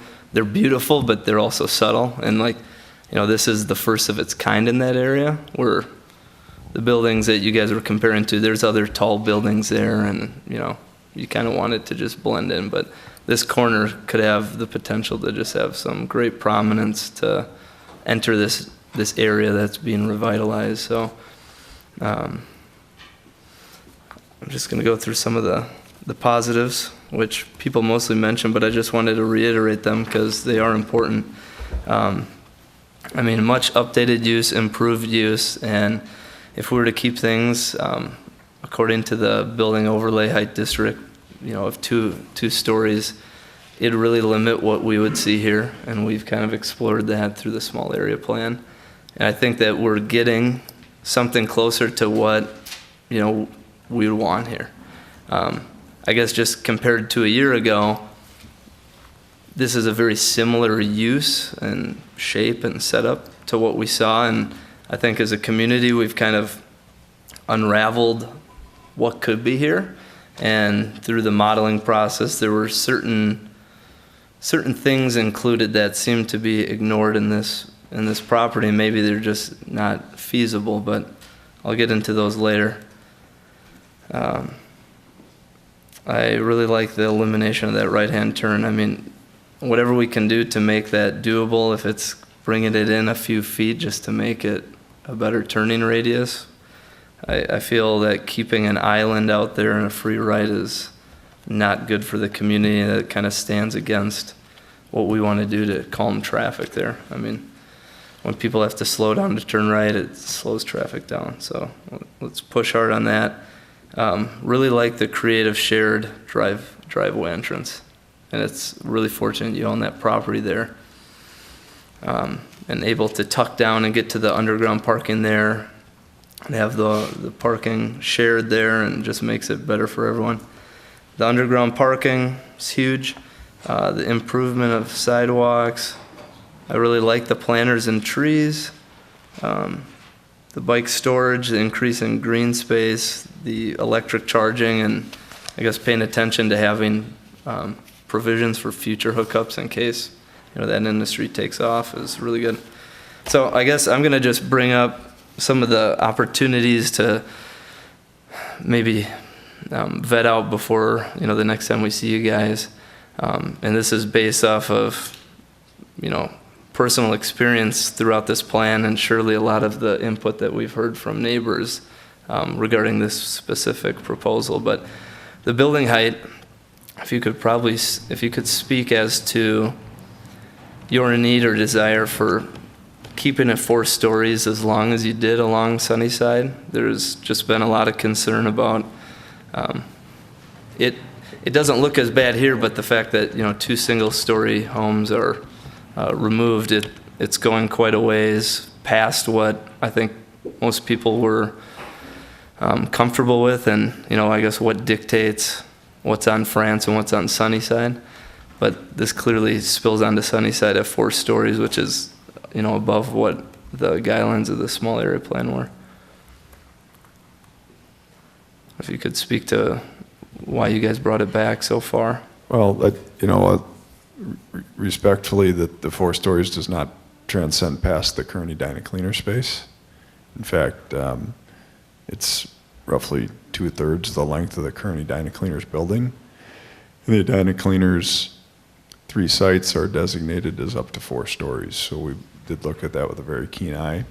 The second piece is, while this elevation is very helpful, on the right-hand side where it steps back, is we should almost blur out that last piece that's beige behind the existing trees that we intend to keep, because it's pushed so far back to the back side of the property.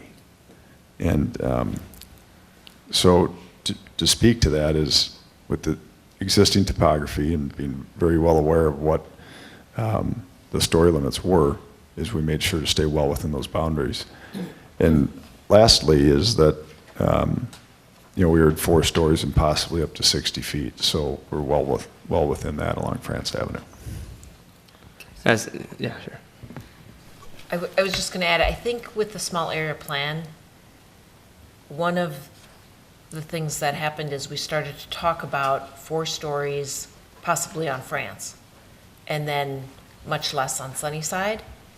And we use that verbiage, but when you actually look at the diagram, there is 4 stories on Sunnyside. So we were saying the taller height would only be on France, but there, according to the diagram, it was allowed more on This Sunnyside. plan complies with the Yeah. small area plan. Yeah, it has 2 to 4 because it's acknowledging, Yeah. a transition So down. there's that piece in the diagram where a portion of that is on Sunnyside, and that's what was approved. So I think that's some of the disconnect with the verbiage versus the diagram, because we kept talking about 4 stories only on France. So I guess, I bring that up, at least in the small area plan, through some of the modeling efforts from page 49 to 51. It shows a skinnier building along France at 4 stories and steps down a lot quicker, which, was the intent with most of this plan. We say it like 3 times. Proposed heights are within a range of 3 to 4 along France and 2 to 3 along Sunnyside. So the fact that it's going on the Sunnyside a few hundred feet, is kind of violating that. And maybe you guys take it a different way, but the community's not going to. And I guess, just the general massing of the building, just this view right here, when you see it, even though one portion is stepped back, it's a pretty continuous flow that really isn't broken up. Things aren't stepped back at all at the top heights, which you had on the previous submittal, but those were also suggestions to kind of limit what that height feels like. So perhaps that 4 stories, stepping back the upper level or stepping back levels 2 through 4, even just a few feet like they did in other areas, to just kind of add some different sense of scale there and kind of, bring out the activation of the sidewalk. And then, part of some of the things included in those models, which again, they're not prescriptive, but they're just offering ideas for future development that fall, in the purview of this plan. And we talked about continuing the possibility of like a Voner across or some connection across the street. You mentioned it with the parking, but at least that side of Sunnyside, it doesn't look activated, it doesn't look inviting. It just looks like, a wall kind of in your face if you're on the other side of Sunnyside on the north side. So whatever you could do to kind of just activate that space better.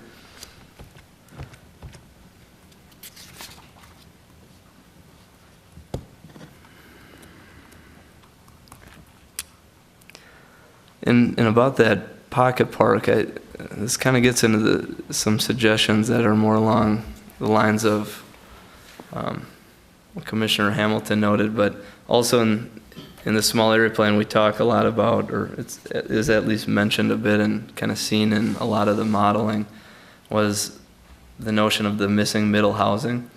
And this all being kind of one, apartment unit. Maybe there's a chance to, break up the structure and include some more townhome type of units or courtyard housing or something to kind of infill a little of that pocket park. I personally would rather see that space moved elsewhere, like even larger sidewalks on France and a bigger corner. I just feel like that park, unless you really veil it on the west side, it exploits that single family home more than it protects it. And it kind of makes this awkward park way away from your retail and your restaurant, so people that are using that space, it's kind of an awkward journey to get to it.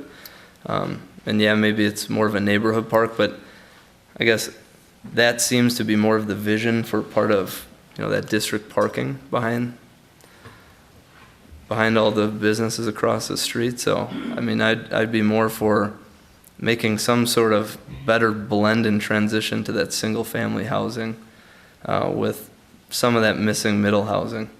At least what we approved in Wooddale Valley View is something just like that, where you step down a little bit and use gabled roofs instead of the flat roofs, and it just jibes more with that neighborhood that you're spilling into. And I guess some of my other questions, it's just looking through page 39 through 40 of the small area plan, and it's part of the executive summary too, but we have these different categories of required investment commitments, both study area-wide and project-specific, as well as discretionary ones, and I feel like you guys meet most of them, but there's a lot of discussion in the area-wide ones of the district parking, and I feel like there's opportunity to use some of what the city owns. They own that stormwater basin, but some of it's actually parking. And maybe if they could, in the process of this, start spearheading even just small parcels of the district parking to maybe eliminate a few of the stalls that Commissioner Hamilton mentioned as an opportunity, but maybe using that for employee parking. I don't know if those people are dedicated to the underground level, or if they're parking on the top or the streets, or if that's even vetted out. But one thing we learned through the small area plan was that parking was not a concern at all anywhere in this area, minus kind of the north lot of one of the buildings. Mm-hmm. But there's an abundance of parking back behind those buildings. So whatever we can leverage, with the city lot that, it's kind of in shambles now, but if in this meantime they could just, you could use some of that to kind of ease your burden of parking within your site to kind of activate more of Sunnyside, would be better for the project, because it does look like you're just walking along a brick wall all the way to the restaurant, and that doesn't really match what we'd like to see there. So that's pretty much it. Thank you. Thanks. Thank you. Thank you, Jimmy. Okay, well, I just have a few, I'd again, always being at the end, a lot of my comments have already been made. So just to emphasize, I agree that there needs to be activity or animation on Sunnyside and also with that pocket park. And I guess I can go with too, like removing it or reducing the size of it to, get more activity on France Avenue. So it'd be kind of interesting to see what that potential would be. I was going through that development questionnaire, for sustainability, and so it sounds like you are going to be doing the EV charging stations and parking spaces provided for car sharing vehicles. Where are you proposing those? Well, it'd be both on what we'd call the retailer business parking and for resident parking. I personally drive an electric car, so it's something that's important to me, and I believe with Volvo and other announcements that it's important to have electric car charging. So we've discussed providing a minimum of 1 car charging station per 2 stalls in the private resident parking. And as for the parking on the public or business area, that's really to be determined. So it's really just within the wall. It's not anything. It wouldn't really even be called out here. It's really just a place you can plug in at the wall. Right. Yeah. I guess. Sorry, I'm talking more about the car Sharing? sharing parking or the sites for that. I mean, be receptive. You want to designate 3 stalls, 4 stalls, not a problem with us. Okay. Well, when you come back, let's have a little bit more detail on that, because it's good to be able to have that kind of also where it's kind of prominent and you can promote it along with all the bike sharing and such. Let's see. Other quick one. So removing that free right, I think that corner is just, the $1 million corner. I'm concerned at what happens if Hennepin County doesn't allow that to be removed. So I guess maybe I'm kind of throwing this to you, Carrie. Will we know before this comes back, if this should come back, will we have a determination from the county? Yeah, I think we would want to have that pretty well nailed down before they're finalizing their plans. Okay, I would think we would have to, because I think that would change everything. Okay. Yeah, that could impact potentially the shifting of the... Yep. I think we're completely aligned with that. Okay. Yeah. Okay. I like the design too. I mean, I love that, the example you gave from that room and board. So as much as you could, I think somebody said, don't copy it exactly. I'm kind of like, copy it. But, because I think it looks really great.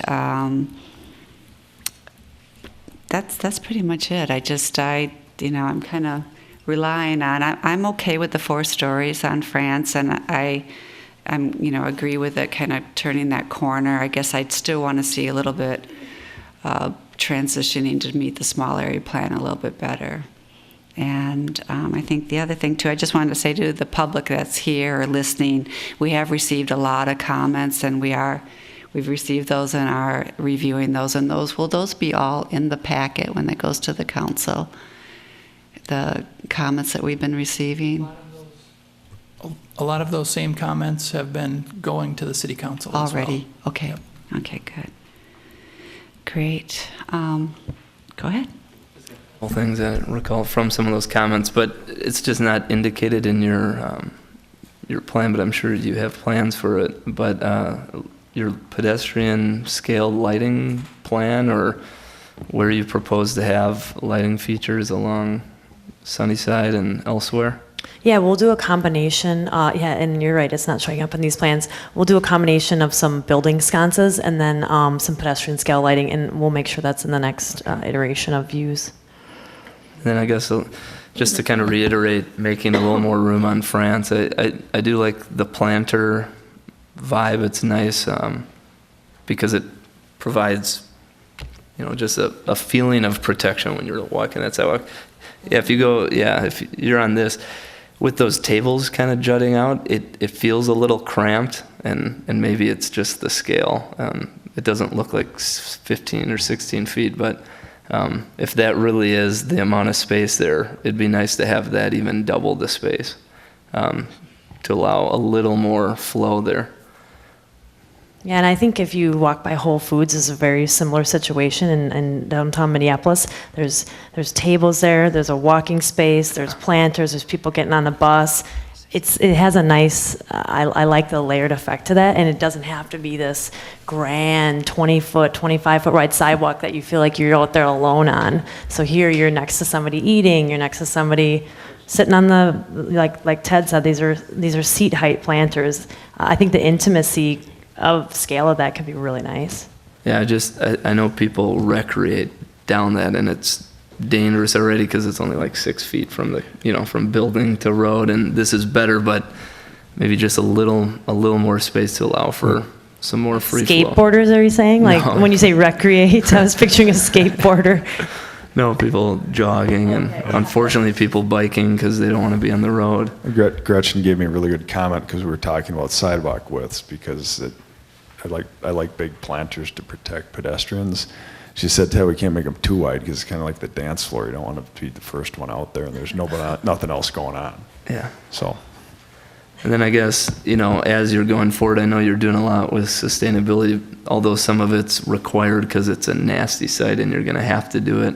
But just to kind of focus on some of the other things you're doing besides electric charging, like I know you have the grade change down Sunnyside. Are there any things you can do besides planters there? I don't feel like you need planters as much on Sunnyside versus France. So maybe doing, terraced, swales where you can promote some infiltration along there and maybe some buffer, but just provide a little diversity in what you guys are doing from a green standpoint.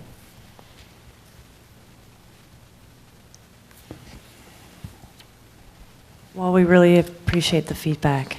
I don't know if anybody's sorry. The only thing I would add is, speaking of this with the sidewalk and activity, I would encourage you to rethink that parking on the street and do this on the Sunnyside side. So you could have, you're going to have super wide sidewalks if you don't have the parking. So you'd have plenty of space for outside tables and planters and trees and bike parking, and you could do all of that and not spend it on cars. Yeah.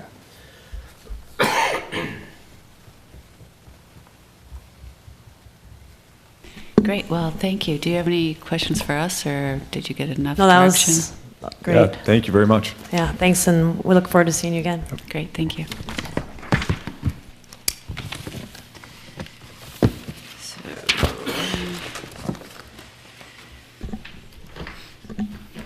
So next on the agenda is the 50th in France green print. Is that something Carrie or Chris, you guys talk about, or is that these guys? What's that? The 50th in France green print? What?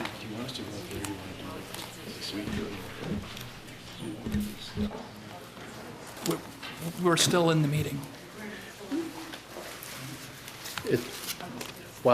I'm concerned that there's been a big confusion about, I know I'm speaking out of order, but commissioners, the two circle east, you sent a mailing about 2 Circle West. And what you presented was 2 Circle West. All that proper, I live at 1 Circle East. And that whole approval, I think you meant for 2 Circle East. Yes. But I got a letter mailed to me, and the analysis of what you presented, those maps, were all of 2 Circle West. 2 Circle East. No, Circle West is a house that's been turned around, and it's where Circle East and Circle West come together. And that map you showed is the house next to my house at Circle East. I think, because I got a mailing that, I'm sorry. We can go outside. I'll talk about it. Yeah, I got this mailing.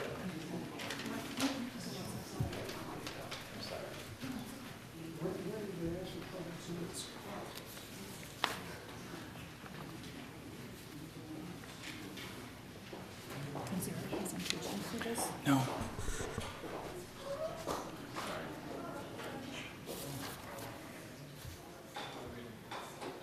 Yes, we should be on the green print.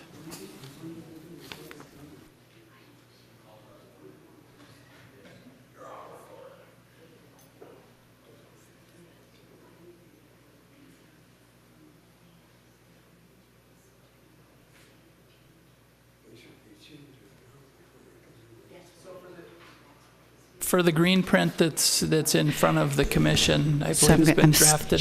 stopping you. I'm sorry, stopping you. So one of the things I think that Sheila and Jimmy were asking is that they could do a quick little summary about how what we just saw was in relation to the small area plan. They just had a couple of summary comments, so. Go for it. So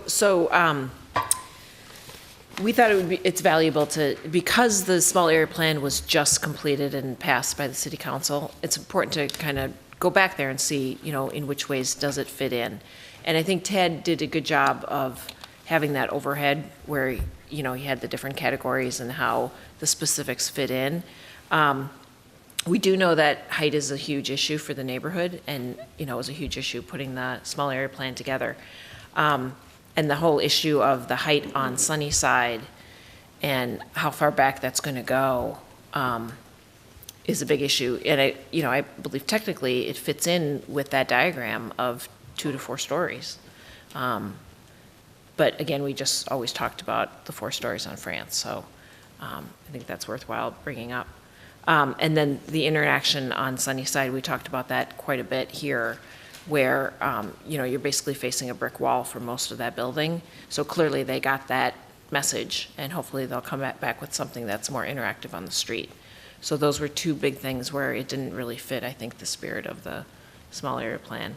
And then the garage opening on Sunnyside, we talked about that as well in the context of interacting with the street. And the parking on the street we talked about. So those were just comments that I thought, as Commissioner Olson had asked us to think about how this fits into the small area plan, I think that's worthwhile. But there's so many good things about it in the sense of the sustainability, the safety issue, not having the free right onto France, more of a community gathering space, certainly an improvement over what's currently there.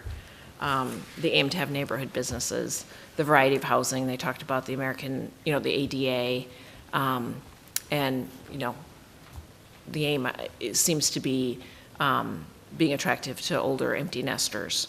So those all fit in with the small area plan spirit as well. Yeah, Sheila covered it well. I kind of alluded to it, I guess. One of the frustrations is just the product of timing. This comes right after the approval, and there's a lot of things in here, that the city has got to take the lead to implement. And unfortunately, if this development came a few years from now and a lot of that stuff was vetted out, we'd see a much different proposal that would be more in line with, I think, what the community would support. Again, if there was district parking, if they could organize it and at least get it surface, that takes a burden off of those parking spots right on Sunnyside. Those are gone, they're across the street. And then that frees up space for, those townhomes or missing middle homes to kind of just activate Sunnyside better. So, this comes a week after the approval, but I think for the most part it meets intent. And I guess the other thing I'd say to focus on before this comes to the planning commission or the city council is there is the page that kind of focuses on, I mentioned it, the category 1 and category 2 investment commitments, category 1 being required.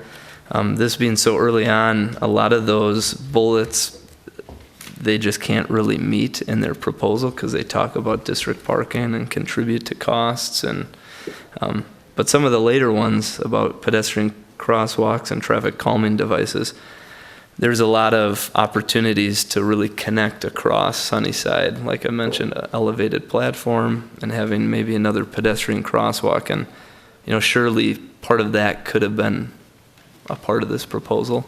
I think it just goes more to activating that side of the street, and we would probably see it. That's about it. Thank you for doing that. Okay, so now we're doing the 50th and France green print, and I'm fine with you doing it up here, wherever you come. Okay. Green print. John and I have been working on it. We've had a few meetings and had some conversations with their consultants and other people on staff. What you have in front of you is our initial schedule for putting together the working group up through our first meeting. That's the first page, and then the following pages are, the green print, basically.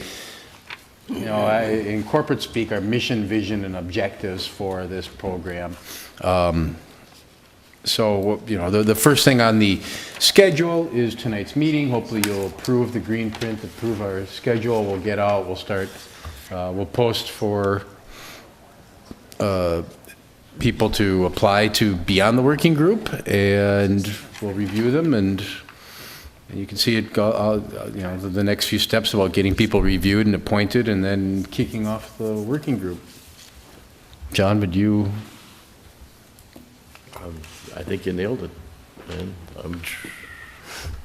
Okay. Any questions, comments? I think the real test, and I think we've proved it in every case on the working group, is being sure that you find volunteers that are open to look at the future. And so, if anybody's out there on TV watching this, sign up. Yeah, it follow that. I mean, one thing we're trying to focus is we want people that can really give good input, but also realize when there's a bigger picture that we want people with really good ideas, but that aren't going to be captive of their ideas, that they're going to be part of the group and be able to participate in the give and take and sharing of ideas to get one collective, cohesive final output. Jerry. Yeah, just that selection of the working group. Jimmy, and then Susan and myself, I think we may have some suggestions about the dynamics of putting together that work group. And you can't always, you think you're getting it right in one way, and then sometimes it does. But I think we both probably have a couple just comments about what some traps might be from our own, and maybe it helps. But that's important, that dynamic of that group, We should, yeah. But I think that there would be some input. I know I have a couple just comments about how that selection process goes. Is this the appropriate time to offer them? Would you rather? No, I'll talk to you. When you get closer to that. Fair enough. But thanks. Any? Yeah, I guess, just in terms of, it says it's a 3-month process for the key dates in here. And I guess my experience from the 44th and France Small Area Plan is that it generally takes more time than that to get, to educate people on the committee and to really, or work groups, sorry, to, understand the complexities and the balance of things. So I just think that might be a concern. I think that we seized on the 3-month window as a place to start, not as a place to finish. If we didn't put it up as a target, we knew we wouldn't hit it. And if we put it up as a target and we try and work with our consultants wisely and well, and I think that they're more experienced now than they were before we got them, thanks to the things that you folks taught them, they can help us understand when and where we need to expand if we need to. But I think we both understand that it may be an elastic date. We would like to try to move quickly on this. We realize that there are some blocks at the end. We are the last small area plan to get started, so we will benefit from some of the previous experience, and we're going to try to go through it quickly. And if we need to go later, we will, but that isn't our initial plan. I think this looks great. Was there anything else like within your green print that was different than, did you bring anything new, any lessons learned to this? One area that that I guess I would say would be, I don't need, it would be the community benefit section. The way we worded that, I think, is a little different from past ones. We're saying that the small area plan will provide a vision for the future of the 50th and France area, which can be used as a framework to guide potential developments and city investments within the area. We think that's a little different statement than what we've seen in the past, and perhaps a little more accurate, and perhaps a little bit more, that's kind of what we're trying to get the vision for the area. Anything else that you would? No. So is there a recommendation to approve? I move approval of the green print as outlined. I second that. Second? I second that. All in favor? Aye. Motion carries. Thank you. Thank you both. Yeah, and good luck.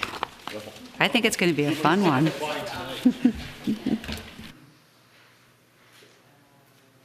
Is there any other chair and member comments, or go for it? Oh, I'm sorry, Jimmy had his hand up first. Sorry.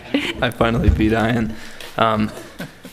You mentioned it during, and I spaced on it, but for the small area plan, the city council tweaked the boundary.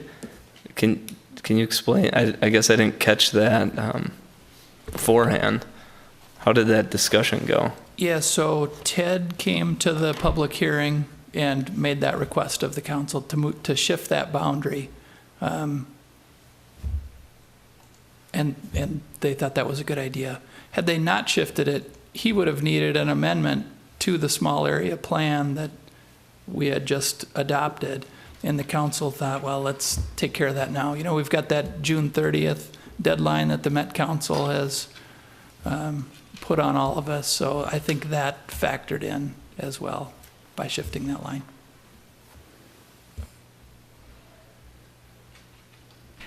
Commissioner Nemeroff. I'm sorry, I missed the last meeting. I was out of town. Before that, a few days before that, I went to the annual chair and vice chair training program, and there's nothing that's urgently needed to be discussed with our commission. But I thought, and this comes as much for Carrie as it is for the members of the commission, but I thought there was stuff in that people on the commission would like to know, and maybe we should think about how to spread that message, condense it. I wouldn't give the whole time, but somehow if we could show, come up with some highlights and figure out a way to share it with the commission, I think people would probably appreciate that. We could even invite MJ to come and give us an abbreviated presentation. We could do it at a work session, something like that. I think we should figure out an appropriate time. We're very busy now, but there is some good information in it. And it's really, one of the themes was, this is what the city's looking for you to do to be a good commission. And so I think that's something we want to do, so. I say set it up if we have an easier agenda. Okay. Any other comments? So, all right. Motion to, oh, sorry. Yeah, I could just add that the council did approve, I don't recall if it was our last council meeting or maybe even 2 council meetings ago, but you recall we need to make some amendments to our planning consultant's contract because of all the extra work that we've put on his plate, starting with 44th and France, where they just went ahead and did all of that for us. But it was a significant number of meetings. We added to the 70th in Cahill, that meeting scope, and we also built in anticipating doing those same things for the 50th in France. So the council did approve that additional work contract with the consultant. The one item of note, as we had suggested, kind of, we've done a lot of work in the Grandview area with starting from the framework document, the transportation study that's gone on, there's the lid. And so we were going to kind of do a mini public engagement and have a process. And that was included in that contract as well. The council took that out and suggested that we just take all of the work that's been done and fold it into the comprehensive plan. Because a lot of the work has been done over the last 10 years, so that's the plan. So the council did approve that. I guess that's the main message, is that they did improve the scope of work for BECO to cover all that extra work that they've been doing. Isn't that the original plan for Grandview, just to roll it all in? Wasn't that always the plan? Initially, but we were thinking that we would want to do some type of public engagement, whether it was, we were going to have some additional outreach. I think. I'm not trying to be facetious, but as someone that lives in Grandview, I think everyone is sick of Grandview. So, Kira, does that mean that the lid is in the comprehensive plan? No. They thought, we still have a lot to learn about the lid, so that could come possibly later. So that's kind of an ongoing separate process. Okay. Could you speak about some of the hiccups there, and maybe were there opportunities? Is it like a dead end that we're running against MnDOT for like air rights or whatever it is? No, I think the MnDOT and the county have been supportive of the concept. So, it's just moving slowly, but that process continues. There potentially could be some things that come out of that we need to roll into the comprehensive plan. I guess we'll just see as that process continues to play out. In terms of land use and height, it's a district that it allows up to 100 units an acre. It's all mixed use, so there's not much, there's the land use piece of it has already essentially been decided, and we've got the framework document and the transportation study, so a lot of the heavy lifting's been done.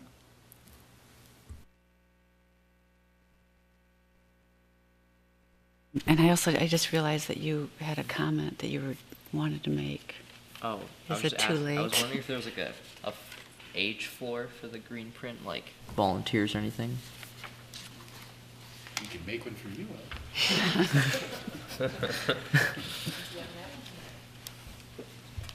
I don't think we ever considered age Yeah. in the application. No. Awesome. Asking for a friend. Yeah. Smart people are welcome. Yeah. You're qualified for that. I would propose it's good to have a variety of demographics, and age is one of the things we should have. This is a vision document. That's right. Makes sense. Is